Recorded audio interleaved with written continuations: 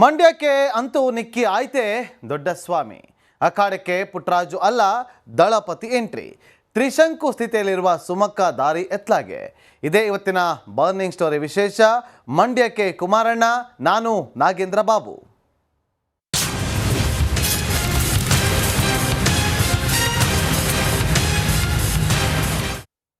ಒಂದು ತಿಂಗಳಿಂದಲೂ ಇಡೀ ರಾಜ್ಯದ ಚಿತ್ತ ಸೆಳೆದ ಕ್ಷೇತ್ರ ಮಂಡ್ಯ. ಯಾಕಂದ್ರೆ ಇಲ್ಲಿ ಇದ್ದಿದ್ದು ಎರಡು ಟೆನ್ಷನ್. ಮೊದಲನೆಯದು ಇದು JDSಗೋ BJPಗೋ ಅನ್ನೋ ರಬ್ಬರ್ ಜಗ್ಗಾಟ. ಎರಡನೆಯದು JDSಗೆ ಕ್ಷೇತ್ರ ಸಿಕ್ಕರೆ ಕ್ಯಾಂಡಿಡೇಟ್ ಯಾರು? ಈಗ ಎರಡಕ್ಕೂ ಸಿಕ್ಕಿದೆ ಖಡಕ್ ಉತ್ತರ. JDS ಅಭ್ಯರ್ಥಿಯಾಗಿ ರಣರಂಗ ಪ್ರವೇಶ ಮಾಡ್ತಿದ್ದಾರೆ JDS ನಾಯಕ ಮಾಜಿ ಮುಖ್ಯಮಂತ್ರಿ HD ಕುಮಾರಸ್ವಾಮಿ. ಕೊನೆಗೂ ಫೈನಲ್ ಆಯ್ತೆ ಮಂಡ್ಯ ರಣಕಣ. ಮಂಡ್ಯ ಅಖಾಡಕ್ಕೆ ಕುಮಾರಸ್ವಾಮಿ ಎಂಟ್ರಿ. ಒಕ್ಕಲಿಗರ ಕೋಟೆ ಭದ್ರಕ್ಕಾಗಿ ಫೀಲ್ಡ್ಗೆ ಸ್ವಾಮಿ. ಶತ್ರುಗಳ ಹುಟ್ಟಡಗಿಸಲು HDK ರಣವ್ಯೂಹ. HDK ಪ್ರವೇಶದಿಂದ 5 ಕ್ಷೇತ್ರ ಸಂಚಲನ. HDKಗೆ ಕಾಡಿದ್ಯಾ 5 ವರ್ಷಗಳ ಆ ಸೇಡು. 100ಕ್ಕೆ 100 ಭಾಗ ಇವತ್ತು ಕುಮಾರಣ್ಣವರೇ ಅಭ್ಯರ್ಥಿಗಳು. ಇವತ್ತು ನಾನೇ ಚುನಾವಣೆ ನೇತೃತ್ವ ವಹಿಸ್ತೇನೆ. ಅತ್ಯಂತ ಪ್ರಚಂಡ ಬಹುಮತದಲ್ಲಿ ಬರೀ ಅರ್ಜಿ ಹಾಕ್ಲಿಕ್ಕಷ್ಟೇ ಕುಮಾರಣ್ಣವ್ರನ್ನ ನಾವು ಕರೆಸ್ಕೊತೇವೆ. ಅವ್ರನ್ನ ಬಿಟ್ಟು ಇವ್ರನ್ನ ಬಿಟ್ಟು ಇನ್ಯಾರು? ಇದು ಕಳೆದ 1 ತಿಂಗಳಿನಿಂದಲೂ ಮಂಡ್ಯದಲ್ಲಾಗ್ತಿರುವಂತ ರಾಜಕೀಯ ವಿದ್ಯಮಾನದ ಕತೆ. ಕೊನೆಗೂ ಸಕ್ಕರೆ ನಾಡಿಗೆ ಮೆಗಾ ಎಂಟ್ರಿ ಕೊಡ್ತಿದ್ದಾರೆ ಖುದ್ದು HD ಕುಮಾರಸ್ವಾಮಿ. ಅಂದ್ರೆ ಮಂಡ್ಯ ಲೋಕಸಭಾ ಜಿದ್ದಾಜಿದ್ದಿಯಲ್ಲಿ JDS ಅಭ್ಯರ್ಥಿಯಾಗಿ ರಣರಂಗ ಪ್ರವೇಶಿಸುತ್ತಿದ್ದಾರೆ ಕುಮಾರಣ್ಣ. 100ಕ್ಕೆ 100 ಭಾಗ ಇವತ್ತು ಕುಮಾರಣ್ಣವರೇ ಅಭ್ಯರ್ಥಿಗಳು. ಇವತ್ತು ನಾನೇ ಚುನಾವಣೆ ನೇತೃತ್ವ ವಹಿಸ್ತೇನೆ. ಅತ್ಯಂತ ಪ್ರಚಂಡ ಬಹುಮತದಲ್ಲಿ ಬರೀ ಅರ್ಜಿ ಹಾಕ್ಲಿಕ್ಕಷ್ಟೇ ಕುಮಾರಣ್ಣವ್ರನ್ನ ನಾವು ಕರೆಸ್ಕೊತೇವೆ. ನನ್ನ 8 ವಿಧಾನಸಭಾ ಕ್ಷೇತ್ರದಲ್ಲೂ ಮಂಡ್ಯ ಲೋಕಸಭಾ ಕ್ಷೇತ್ರದಲ್ಲಿ ಪ್ರಚಂಡ ಬಹುಮತದಲ್ಲಿ NDA ಅಭ್ಯರ್ಥಿನ ಇವತ್ತು ಪೂಜ್ಯ ದೇವೇಗೌಡರ ಒಂದು ಆಶೀರ್ವಾದ, ಇವತ್ತು ನರೇಂದ್ರ ಮೋದಿಜಿಯವರ ಒಂದು ಸಹಕಾರದಿಂದ ಇವತ್ತು BJP ಮತ್ತು JDS ಪಕ್ಷದ ಮುಖಂಡರುಗಳು ಕಾರ್ಯಕರ್ತರು ತುದಿಗಾಲಲ್ಲಿ ನಿಂತಿದ್ದಾರೆ. ಕುಮಾರಣ್ಣವ್ರನ್ನ ಪ್ರಚಂಡ ಬಹುಮತದಲ್ಲಿ ಆಯ್ಕೆ ಮಾಡ್ತಾರೆ. ಕಳೆದ ವಾರ ಮಂಡ್ಯದಲ್ಲಿ ನಡೆದ ಲೋಕಸಭಾ ಕ್ಷೇತ್ರ ವ್ಯಾಪ್ತಿ JDS ಕಾರ್ಯಕರ್ತರ ಸಭೆಯಲ್ಲಿ ವ್ಯಕ್ತವಾದ ಅಭಿಪ್ರಾಯ ಅಂದ್ರೆ ಮಂಡ್ಯಕ್ಕೆ ಕುಮಾರಸ್ವಾಮಿ ಬರಬೇಕು, ಇಲ್ಲ ಮತ್ತೊಮ್ಮೆ ನಿಖಿಲ್ ಕುಮಾರಸ್ವಾಮಿ ಸ್ಪರ್ಧಿಸಬೇಕು. ಹಾಗೆ ನೋಡಿದ್ರೆ ಮಂಡ್ಯಕ್ಕೆ ಮಾಜಿ ಸಂಸದ CS ಪುಟ್ಟರಾಜುರನ್ನೇ ಸ್ಪರ್ಧೆಗಿಳಿಸುವ ಬಗ್ಗೆ ಹೆಚ್ಚು ಕಮ್ಮಿ ಡಿಸೈಡ್ ಮಾಡೇ ಬಿಟ್ಟಿದ್ದ ಕುಮಾರಸ್ವಾಮಿ ನಿಮ್ಮ ಆಶಯಕ್ಕೆ ಸ್ಪಂದಿಸುವುದಾಗಿ ಕೊಟ್ಟಿದ್ದು ಭರವಸೆ. ನಿಖಿಲ್ ಕುಮಾರಸ್ವಾಮಿಗೂ ಒಂದು ಮಾತು ಹೇಳಿದ್ದೇನೆ. ಯಾವುದೇ ಒಂದು ತೀರ್ಮಾನಗಳ ನಾಯಕರುಗಳು ಕೂತ್ಕೊಂಡು ನಿಮ್ಮ ಭಾವನೆಗಳೇನಿದೆ, ನೀವು ನೇರ ಸಭೆಯಲ್ಲಿ ನೀವೇನು ವ್ಯಕ್ತಪಡಿಸಿದ್ದೀರಿ, ನಿಮ್ಮ ಭಾವನೆಗಳಿಗೆ ಯಾವುದೇ ಕಾರಣಕ್ಕೂ ನಿರಾಸೆ ಆಗದೆ ನಮ್ಮ ನಾಯಕರುಗಳೆಲ್ಲ ಕೂತು ಏನು ತೀರ್ಮಾನ ಮಾಡಬೇಕು ನಿಮ್ಮ ಆಸೆ ಪ್ರಕಾರ ಅದು ನೆರವೇರಿಸ್ಕೊಡ್ತೀನಿ. 21ಕ್ಕೆ ಏನು ಶಸ್ತ್ರಚಿಕಿತ್ಸೆ ಇದೆ, 24ಕ್ಕೂ ಇಲ್ಲ 25ಕ್ಕೆ ವಾಪಸ್ ಬರ್ತೀನಿ ಡಾಕ್ಟರ್ ಹೇಳಿದ್ದಾರೆ. 3 ದಿನದಲ್ಲಿ ನೀವು ಜನಗಳ ಮುಂದೆ ಹೋಗ್ಲಿಕ್ಕೆ ಎಲ್ಲ ರೀತಿ ನಿಮಗೆ ಆರೋಗ್ಯ ಸರಿಪಡಿಸ್ತೀವಿ ಅಂತ ಹೇಳಿ ಇವತ್ತು ಬಂದು ಜನತಾದಳಕ್ಕೆ ಇವತ್ತು ಮಂಡ್ಯ ಜಿಲ್ಲೆಯ ಜನತಾದಳದ ಪರವಾಗಿದ್ದಾರೆ ಅಂತಕ್ಕಂಥದ್ದನ್ನ ಇವತ್ತೇನು ತೀರ್ಮಾನ ಮಾಡಿದ್ದೀರಿ, ನೀವು ಋಣ ತೀರಿಸ್ತೀವಿ. ಇಲ್ಲಿ ಮಂಡ್ಯ ಕಾರ್ಯಕರ್ತರ ಒತ್ತಾಯದಂತೆ ಎಲ್ಲವನ್ನ ಅಳೆದು ತೂಗಿದ್ದಾರೆ HD ಕುಮಾರಸ್ವಾಮಿ. ಮೊದಲು ಈ ಕ್ಷೇತ್ರ JDS ನಾಯಕರ ಪಾಲಿಗೆ ಪ್ರತಿಷ್ಠಿತ, ಒಕ್ಕಲಿಗರ ಹೃದಯ ನೆಲೆ ಅಂತಾನೆ ಗುರುತಿಸಿಕೊಂಡ ಮಂಡ್ಯ ಕ್ಷೇತ್ರ ವಶವಾದ್ರೆ ಸಮುದಾಯದ ಹಿಡಿತವು ಮುಂದುವರೆದಂತೆ ಎಂಬ ಲೆಕ್ಕ ಬೇರೆ.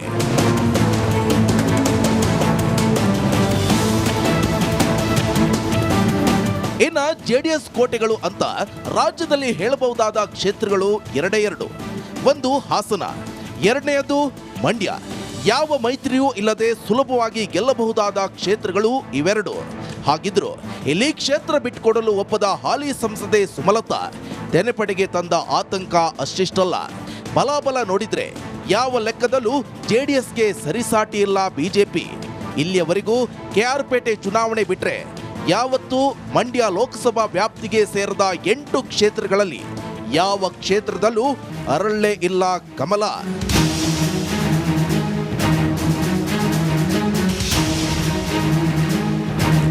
ಹಾಗಿದ್ರು ಮೋದಿ ಅಮಿತ್ ಶಾ ಜೊತೆ ನೇರ ಸಂಪರ್ಕ ಹೊಂದಿದ್ದ ಪಕ್ಷೇತರ ಸಂಸದೆ ಸುಮಲತಾ ಕೊನೆ ಕ್ಷಣದ ತನಕವೂ ಬಿಡಲಿಲ್ಲ ಹಠ.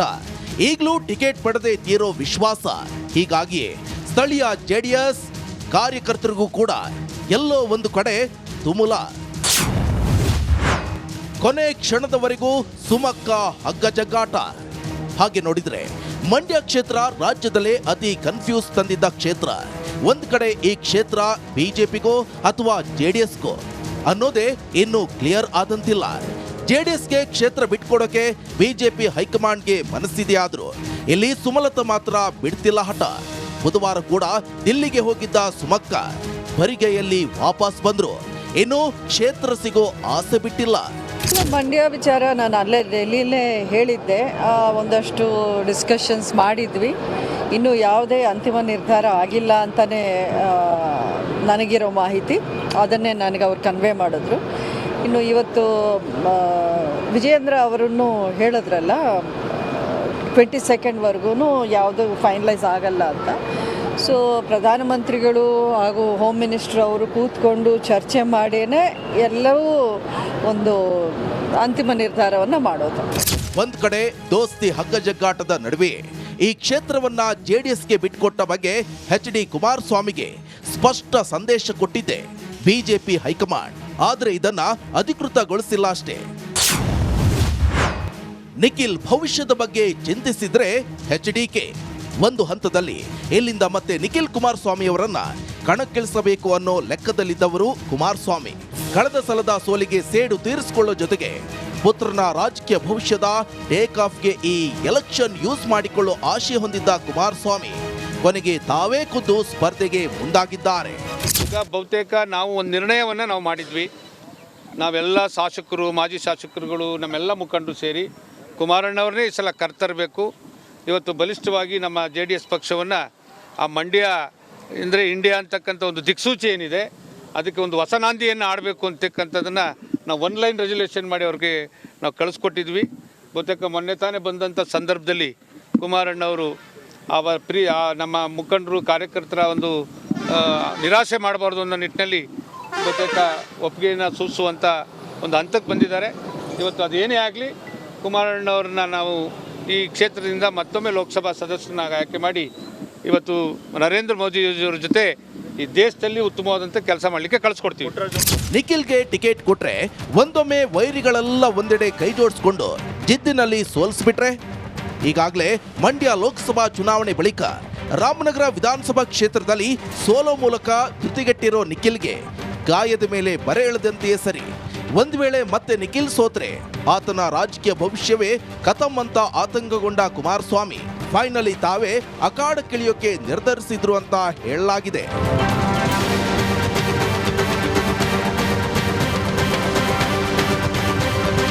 ಸದ್ಯ ಚೆನ್ನೈನಲ್ಲಿ ಹೃದಯ ಶಸ್ತ್ರಚಿಕಿತ್ಸೆಗೆ ಒಳಗಾದ ಕುಮಾರಸ್ವಾಮಿ ಯಶಸ್ವಿ ಆಪರೇಷನ್ ಬಳಿಕ ಚೇತರಿಸಿಕೊಳ್ತಿದ್ದಾರೆ. ಕುಮಾರಸ್ವಾಮಿ ಶಸ್ತ್ರಚಿಕಿತ್ಸೆ ಯಶಸ್ವಿಗಾಗಿ ರಾಜ್ಯದ ವಿವಿಧ ದೇವಸ್ಥಾನಗಳಲ್ಲಿ ಅಭಿಮಾನಿಗಳು ಪೂಜೆ ಕೈಂಕರ್ಯ ನಡೆಸಿದ್ದಾರೆ. ನಮ್ಮ ನಾಯಕರಾದಂಥ ಕುಮಾರಣ್ಣವರ ಹೃದಯಕ್ಕೆ ಸಂಬಂಧಪಟ್ಟಂಥ ಶಸ್ತ್ರಚಿಕಿತ್ಸೆ ಅಮೇರಿಕ ನುರಿತ ವೈದ್ಯರಿಂದ ಭಾಳ ಸಕ್ಸಸ್ಫುಲ್ ಆಗಿದೆ. ಇವತ್ತಿಗಾಗಲೇ ಬೆಳಗ್ಗೆಯಿಂದ ಈ ನಾಡಿನಾದ್ಯಂತ ಕುಮಾರಣ್ಣವರ ಅಭಿಮಾನಿಗಳ ಒಂದು ಪ್ರಾರ್ಥನೆ ಅವ್ರ ದೇವರಿಗೆ ಸಲ್ಲಿದೆ. ಏನು ಸದ್ಯ ಚೆನ್ನೈ ಆಸ್ಪತ್ರೆಯಲ್ಲಿರೋ ಕುಮಾರಸ್ವಾಮಿ 4-5 ದಿನಗಳ ವಿಶ್ರಾಂತಿ ಬಳಿಕ ಮಂಡ್ಯ ಸ್ಪರ್ಧೆ ಬಗ್ಗೆ ಅಧಿಕೃತ ಘೋಷಣೆ ಮಾಡಬಹುದು ಅನ್ನೋದು ಜೆಡಿಎಸ್ ಪಾಳೆಯದ ವಿಶ್ವಾಸ. ಹಾಗೆ ನೋಡಿದ್ರೆ ಮಂಡ್ಯದಲ್ಲಿ ಸ್ವತಃ ಕುಮಾರಸ್ವಾಮಿಯೇ ಕಣಕ್ಕಿಳಿಬೇಕು ಅನ್ನೋದು ಈ ಕ್ಷೇತ್ರದ ಕಾರ್ಯಕರ್ತರ ಆಗ್ರಹ. ಸಿಎಂ ಆದಾಗ ಕೈಗೊಂಡ ಅಭಿವೃದ್ಧಿ ಕಾರ್ಯಗಳ ಜೊತೆಗೆ ಸಾಲ ಮನ್ನಾದಂತಹ ರೈತಪರ ಧೋರಣೆಗಳ ನೆರವಿನಿಂದ ಕುಮಾರಸ್ವಾಮಿ ಸುಲಭ ಜಯ ಸಾಧಿಸಬಹುದು ಅನ್ನೋದು ಜೆಡಿಎಸ್ ಕಾರ್ಯಕರ್ತರ ವಿಶ್ವಾಸಯುತ ಲೆಕ್ಕ. ಹೀಗಾಗಿಯೇ ಕುಮಾರಣ್ಣರೇ ಮಂಡ್ಯಕ್ಕೆ ಬನ್ನಿ ಅಂತ ಆಗ್ರಹಿಸ್ತಾ ಬಂದಿದೆ ದನೆ ಕಾರ್ಯಕರ್ತ ಪಡೆ. ಕರ್ನಾಟಕ ರಾಜ್ಯದ ಮಾಜಿ ಮುಖ್ಯಮಂತ್ರಿಗಳು ರೈತರು ಹಾಗೂ ಬಡವರ ಏಳ್ಗೆಯನ್ನು ಸದಾ ಬಯಸುವ ಏಕೈಕ ಮುಖ್ಯಮಂತ್ರಿಯಾದ ಎಚ್ ಡಿ ಕುಮಾರಣ್ಣನವರು ಈ ಒಂದು ಲೋಕಸಭಾ ಕ್ಷೇತ್ರದಿಂದ ಅವರು ಸ್ಪರ್ಧಿಸಬೇಕು. ಸ್ಪರ್ಧಿಸಿದ್ರೆ ಅವರು 100ಕ್ಕೆ 100 ಭಾಗ ಗೆಲ್ತಾರೆ ಹಾಗೂ ಭಾರಿ ಬಹುಮತದಿಂದ 2 ಲಕ್ಷ 3 ಲಕ್ಷ ಲೀಡಿಂದ ಅವರು ಈ ಕ್ಷೇತ್ರದಿಂದ ಗೆಲ್ತಾರೆ. ಯಾಕೆಂದರೆ ಅವರು ರೈತರ ಸಾಲ ಮನ್ನಾ ಇರ್ಬೋದು, ಮತ್ತು ಮಕ್ಕಳ ವಿದ್ಯಾಭ್ಯಾಸಕ್ಕೆ ಅಂತ ಕರ್ನಾಟಕ ಪಬ್ಲಿಕ್ ಸ್ಕೂಲ್ ಇರ್ಬೋದು, ಇನ್ನು ಹಲವಾರು ಅಭಿವೃದ್ಧಿ ಕಾರ್ಯಕ್ರಮಗಳನ್ನು ಮಾಡಿರ್ತಕ್ಕಂಥ ನಮ್ಮ ನೆಚ್ಚಿನ ನಾಯಕರು ಹಾಗೂ ಜಾತ್ಯತೀತ ಜನತಾದಳದ ಎಲ್ಲ ಕಾರ್ಯಕರ್ತರ ಒತ್ತಾಸೆಯ ಮೇರೆಗೆ ಅವರು ಈ ಕ್ಷೇತ್ರದಿಂದ ಸ್ಪರ್ಧಿಸಲೇಬೇಕು. ಸ್ಪರ್ಧಿಸಿದ್ರೆ ಅವರು 100ಕ್ಕೆ 100 ಭಾಗ ಗೆಲ್ತಾರೆ ಅಂತ ನಮ್ಮೆಲ್ಲರ ಒಂದು ಬಯಕೆ. ಒಂದ್ ಲೆಕ್ಕದಲ್ಲಿ ಮಂಡ್ಯದಿಂದ ಸ್ಪರ್ಧೆ ಬಗ್ಗೆ ಕುಮಾರಸ್ವಾಮಿ ಆಗ್ಲಿ ಜೆಡಿಎಸ್ ಆಗ್ಲಿ ಯಾವುದೇ ಮಾಹಿತಿ ಕೊಟ್ಟಿಲ್ಲ. ಆದರೂ CS ಪುಟ್ಟರಾಜು ಮಾತ್ರ ಕುಮಾರಸ್ವಾಮಿ ಸ್ಪರ್ಧೆ ಬಗ್ಗೆ ಆಗ್ಲೇ ಡಿಕ್ಲೇರ್ ಮಾಡಿದ್ದಾರೆ. ಇದನ್ನ ತಮ್ಮ ವಿರುದ್ಧ ಮೇಲ್ಕೋಟೆ ಕ್ಷೇತ್ರದಲ್ಲಿ ಸ್ಪರ್ಧಿಸಿ ಗೆದ್ದ ಶಾಸಕ ದರ್ಶನ್ ಪುಟ್ಟಣ್ಣಯ್ಯಗೂ ಹೇಳಿದ. ಪುಟ್ಟರಾಜು ಕುಮಾರಸ್ವಾಮಿ ಗೆಲ್ಲಿಸಿಕೊಂಡು ಬರೋಣ ಅಂತಿದ್ದಾರೆ. ಇದಕ್ಕೆ ದರ್ಶನ್ ಉಗುಳ್ನಕ್ಕಿದ್ದಾರೆ.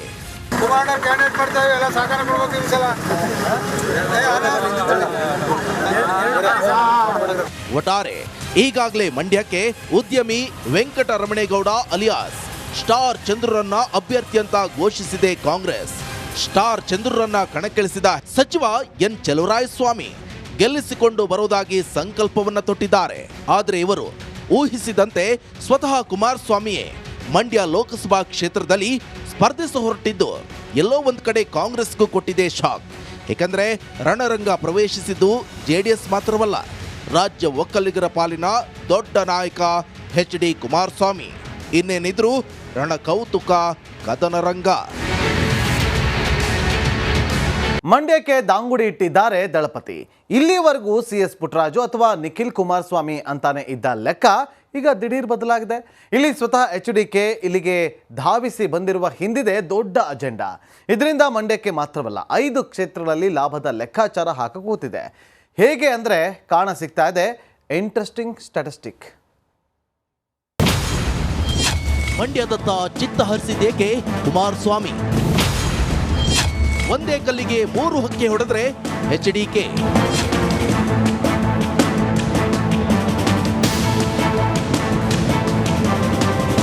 ಆ ಲಗಾಯತಿನಿಂದಲೂ ದೇವೇಗೌಡರ ಭದ್ರಕೋಟೆ ಮಂಡ್ಯ. ಇಲ್ಲಿ ಕಾಂಗ್ರೆಸ್ ಕೂಡ ಪ್ರಬಲವಾಗಿದ್ರು ಈ ಕ್ಷೇತ್ರ ಹೆಚ್ಚು ಶಕ್ತಿ ಕೊಟ್ಟಿದ್ದು HD ದೇವೇಗೌಡರಿಗೆ. ಗೌಡರ ಕುಟುಂಬದ ಬಗ್ಗೆ ಪ್ರೀತಿ ಅಭಿಮಾನ ಉಳ್ಳ ಲಕ್ಷಾಂತರ ಕಾರ್ಯಕರ್ತ ಪಡೆಯೇ ಇಲ್ಲಿದೆ. ಹೀಗಾಗಿಯೇ ಜೆಡಿಎಸ್ಗೂ ಮಂಡ್ಯ ಕ್ಷೇತ್ರ ಅಂದ್ರೆ ಹೆಚ್ಚು ಕಾಳಜಿ, ಹೆಚ್ಚು ಮಮಕಾರ.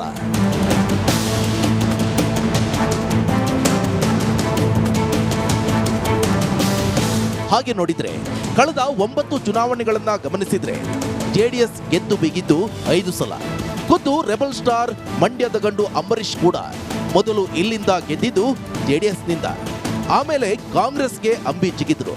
ಕ್ಷೇತ್ರ ಮತ್ತೆ ಪಕ್ಷದ ಹಿಡಿತಕ್ಕೆ ಬಂದಿದ್ದು 2009ರಲ್ಲಿ.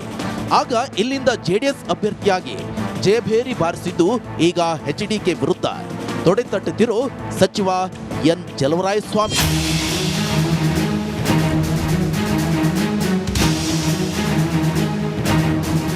ರಮ್ಯಾ ಕೂಡ ಉಪಚುನಾವಣೆಯಲ್ಲಿ ಕಾಂಗ್ರೆಸ್ನಿಂದ ಗೆಲುವು ಕಂಡಿದ್ದಾರೆ. ಇವರಾದ ಮೇಲೂ CS ಪುಟ್ಟರಾಜು ಈ ಕ್ಷೇತ್ರದಲ್ಲಿ ಒಮ್ಮೆ ಪ್ರತಿನಿಧಿಸಿದ್ದಾರೆ. LR ಶಿವರಾಮೇಗೌಡ ಕೂಡ ಜೆಡಿಎಸ್ನಿಂದ ಬೈ ಎಲೆಕ್ಷನ್ ಗೆದ್ದಿದೆ. ಆದರೆ ಕಳೆದ ಸಲ ನಡೀತಲ್ಲ ರಣರಂಗ, ನಿಜಕ್ಕೂ ರಣರೋಚಕ.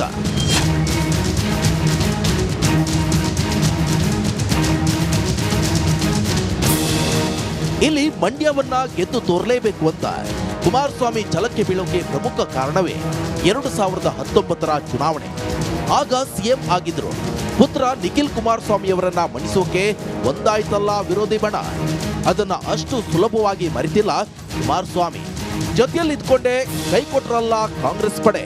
ಆ ಕಹಿಯನ್ನ ನುಂಗಿಕೊಂಡೇ ಬಂದಿರೋ ಕುಮಾರಣ್ಣಗೆ ಈ ಸಲ ಪ್ರತಿಕಾರ ತೀರಿಸಿಕೊಳ್ಳಬೇಕೆಂಬ ಹಠ. ಹಾಗೆ ನೋಡಿದ್ರೆ ಕುಮಾರಸ್ವಾಮಿಗೆ ಆಗಿನ ಅಭ್ಯರ್ಥಿ ಸುಮಲತಾಗಿಂತ ಹೆಚ್ಚು ಸಿಟ್ಟಿರೋದು ಅವರನ್ನ ಎತ್ತಿಕಟ್ಟಿ ನಿಲ್ಲಿಸಿದ ಆಗಿನ ಕಾಂಗ್ರೆಸ್ ಧುರೀಂದ್ರ ಮೇಲೆ. ಮೈತ್ರಿ ಪಕ್ಷವಾಗಿದ್ರು ಒಳಗೆ ಆ ಎಲೆಕ್ಷನ್ ಹ್ಯಾಂಡಲ್ ಮಾಡಿದ್ದು ಚಲುವರಾಯಸ್ವಾಮಿ ಅಂತಾನೆ ಅನ್ಕೊಂಡಿದ್ದು ಕುಮಾರಸ್ವಾಮಿ. ಈಗ ಆ ಜಿದ್ದು ಸಾಧಿಸೋಕೆ ಹೇಳಿ ಮಾಡಿಸಿದ ಸಮಯ. ಏಕೆಂದ್ರೆ ಇಲ್ಲಿ ಮೊದಲು ಕಾಂಗ್ರೆಸ್ ಹೈಕಮಾಂಡ್, ಅದರಲ್ಲೂ ಕೂಡ ಸಿಎಂ ಸಿದ್ದರಾಮಯ್ಯ, ಡಿಸಿಎಂ ಡಿಕೆ ಶಿವಕುಮಾರ್ ಇಲ್ಲಿ ಅಖಾಡಕ್ಕೆ ನಿಲ್ಲಿ ಅಂತ ಸೂಚಿಸಿದ್ದು ಸಚಿವ ಹಾಗೂ ಎಚ್ಡಿಕೆ ಕಡು ವಿರೋಧಿ ಎನ್ ಚಲುವರಾಯಸ್ವಾಮಿಗೆ. ಆದರೆ ಪ್ರಭಾವಿ ಸಚಿವ ಸ್ಥಾನ ಬಿಟ್ಟು ವೃದ್ಧ ಎಂಪಿ ಎಲೆಕ್ಷನ್ ರಿಸ್ಕ್ ಯಾಕೆ ಅಂತ ಲೆಕ್ಕ ಹಾಕಿದ ಚಲುವರಾಯಸ್ವಾಮಿ ಇದಕ್ಕಾಗಿ ಕ್ಷೇತ್ರಕ್ಕೆ ಕರೆತಂದಿದ್ದು ರೊಕ್ಕದ ಕುಳ ಸ್ಟಾರ್ ಚಂದ್ರರನ್ನ.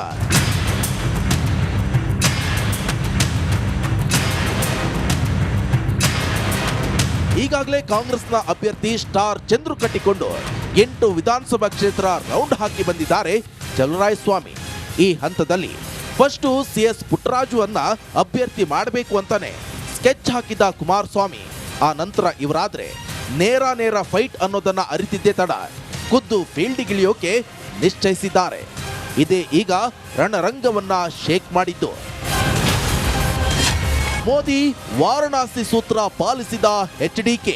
ಹಾಗೆ ನೋಡಿದ್ರೆ ಕುಮಾರಸ್ವಾಮಿ ಮಂಡ್ಯದಿಂದ ಸ್ಪರ್ಧೆ ಮಾಡಬೇಕು ಅನ್ನೋದು ಮಿತ್ರ ಪಕ್ಷ ಬಿಜೆಪಿ ಬೇಡಿಕೆ ಕೂಡ. ಏಕೆಂದ್ರೆ ಒಂದೊಮ್ಮೆ ಎಚ್ಡಿಕೆ ಇಲ್ಲಿಂದ ಕಣಕ್ಕಿಳಿದ್ರೆ ಗೆಲುವಿನ ದಡ ಸೇರೋದು ಈಸಿ. ಇಷ್ಟು ಮಾತ್ರವಲ್ಲ, ಬಿಜೆಪಿ ಲೆಕ್ಕ ಎಲ್ಲವನ್ನ ಅಳೆದು ತೂಗಿ ನೋಡೋ ಛಾತಿ ಹೊಂದಿದ್ದ ಬಿಜೆಪಿ ಹೈಕಮಾಂಡ್ ಒಂದೊಮ್ಮೆ ಎಚ್ಡಿಕೆ ಮಂಡ್ಯಕ್ಕೆ ಬಂದ್ರೆ ಸುತ್ತಮುತ್ತಲಿನ 5 ರಿಂದ 6 ಕ್ಷೇತ್ರಗಳ ಮೇಲೂ ಎಫೆಕ್ಟ್ ಅನ್ನೋ ಸತ್ಯ ಅರಿತಿದೆ. ಎಚ್ಡಿಕೆ ನಿಂತ್ರೆ ಒಕ್ಕಲಿಗ ಮತ ಕ್ರೋಢೀಕರಣ. 5 ರಿಂದ 6 ಕ್ಷೇತ್ರಗಳಲ್ಲಿ ದೋಸ್ತಿ ಪಡೆಗೆ ದೊಡ್ಡ ಪ್ಲಸ್. ಹೌದು, ಒಕ್ಕಲಿಗ ಏಕಮದ್ವಿತೀಯ ನಾಯಕ ಕುಮಾರಸ್ವಾಮಿ ಮಂಡ್ಯಕ್ಕೆ ಬಂದ್ರೆ ಮೈಸೂರು, ಚಾಮರಾಜನಗರ, ಬೆಂಗಳೂರು ಗ್ರಾಮಾಂತರ, ತುಮಕೂರು ಮತ್ತು ಹಾಸನ ಲೋಕಸಭಾ ಕ್ಷೇತ್ರಗಳಲ್ಲೂ ಮೈತ್ರಿಕೂಟಕ್ಕೆ ದೊಡ್ಡ ಪ್ಲಸ್. ಚಾಮರಾಜನಗರ ಬಿಟ್ರೆ ಒಕ್ಕಲಿಗರೇ ಬಹುಸಂಖ್ಯಾತರಾಗಿರುವಂತ ಇಷ್ಟು ಜಿಲ್ಲೆಗಳಲ್ಲಿ ಕುಮಾರಸ್ವಾಮಿ ಸ್ಪರ್ಧೆಯಿಂದ ಆ ಸಮುದಾಯವನ್ನ ಒಗ್ಗೂಡಿಸಬಹುದು. ಮೋದಿ ವಾರಣಾಸಿಗೆ ಹೋಗಿ ನಿಂತ ಪರಿಣಾಮ ಏನಾಯ್ತು ಗೊತ್ತಲ್ಲ, ಇಡೀ ಉತ್ತರ ಪ್ರದೇಶದಲ್ಲಿ ಕಮಲ ಅರಳಿದಂತೆ ಮಂಡ್ಯಕ್ಕೆ ಕುಮಾರಸ್ವಾಮಿ ಬಂದ್ರೆ ಸುತ್ತಲಿನ ಕ್ಷೇತ್ರಗಳಲ್ಲೂ ದೋಸ್ತಿಗೆ ಲಾಭ. ದಿಲ್ಲಿಯಲ್ಲಿ ಅಮಿತ್ ಶಾರನ್ನ ಭೇಟಿಯಾದ್ರಲ್ಲ ಕುಮಾರಸ್ವಾಮಿ, ಆಗ ಇದನ್ನೇ ಚಾಣಕ್ಯ ಹೇಳಿದ್ದು, ನಿಮ್ಮ ಪುತ್ರನ ಬದಲು ನೀವೇ ಮಂಡ್ಯಕ್ಕೆ ಬನ್ನಿ, ಇದರಿಂದ ಬಿಜೆಪಿ ಜೆಡಿಎಸ್ ಮೈತ್ರಿಕೂಟದ ಪರ ಪೂರಕ ವಾತಾವರಣ ನಿರ್ಮಾಣ ಆಗಲಿದೆ ಅಂತ ತೀದಿ ಒತ್ತಿದ್ದಾರೆ ಅಮಿತ್ ಶಾ. ಒಂದ್ ಕಡೆ ಮಂಡ್ಯ ಕಾರ್ಯಕರ್ತರ ಅಭಿಲಾಷೆ, ಇನ್ನೊಂದೆಡೆ ಮಿತ್ರ ಪಕ್ಷದಿಂದಲೂ ಒತ್ತಡ. ಇವೆರಡನ್ನ ಸಂಭಾಳಿಸಲು ಹೊರಟಿರುವಂತಹ ಕುಮಾರಸ್ವಾಮಿ ಆಗಲೇ ಡಿಸೈಡ್ ಮಾಡಿದ್ದು ಮಂಡ್ಯದಿಂದ ನಾನೇ ಸ್ಪರ್ಧೆ ಮಾಡ್ತೀನಿ ಅಂತ. ಬಿಜೆಪಿ ದಕ್ಷಿಣ ಕರ್ನಾಟಕದಲ್ಲಿ ಕಾಂಗ್ರೆಸ್ ಚಿತ್ ಮಾಡೋಕೆ ಬಿಟ್ಟ ಎರಡನೇ ಬಾಣ ಇದು. ಫಸ್ಟ್ ಮೈಸೂರಿನಿಂದ ರಾಜವಂಶಸ್ಥ ಯದುವೀರ್ ಒಡೆಯರ್ಗೆ ಟಿಕೆಟ್ ಕೊಟ್ಟಿತ್ತು. ಇದರಿಂದ ರಾಜ ಮನೆತನದ ಬಗ್ಗೆ ಗೌರವ ಹೊಂದಿರೋ 6-7 ಕ್ಷೇತ್ರಗಳಲ್ಲಿ ಬಿಜೆಪಿ ಜೆಡಿಎಸ್ಗೆ ಬೋನಸ್. ಇದೀಗ ಕುಮಾರಸ್ವಾಮಿ ಸ್ಪರ್ಧೆಯಿಂದ ದೋಸ್ತಿ ಮೈತ್ರಿಕೂಟಕ್ಕೆ ಡಬಲ್ ಬೂಸ್ಟರ್.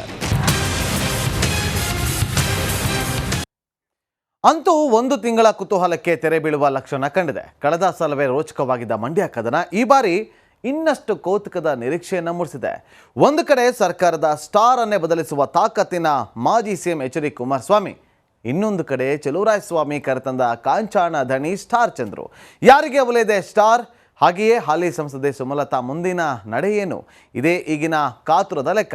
ಇದಾಗಿತ್ತು ಈವರೆಗಿನ ಬರ್ನಿಂಗ್ ಸ್ಟೋರಿ ವಿಶೇಷ. ನೋಡ್ತಾ ಇರಿ ರಿಪಬ್ಲಿಕ್ ಕನ್ನಡ, ಇದು ನಿಮ್ಮ ಧ್ವನಿ.